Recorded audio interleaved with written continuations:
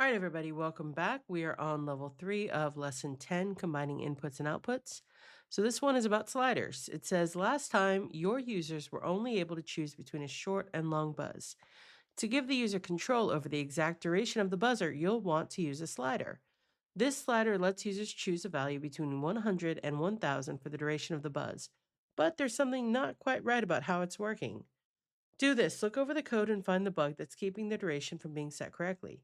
Hint, hover over the yellow triangles for clues as to what might be wrong with the code.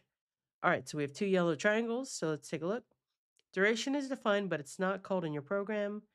And buzzer duration hasn't been declared yet. Okay, so what's going on? This is our variable duration, which gets the value from the duration slider. But for buzzer frequency, we need to change buzzer duration to just say duration because that's the actual variable. So now let's give this a try. All right. So we're gonna do that. Okay. And what if we do this? Okay. So yeah, so that's all we had to do was just change the variable to fit and make sure it's all working. Um, I think we're good. Cool. All right. So that is level 3. I'll see you at level 4. See you there.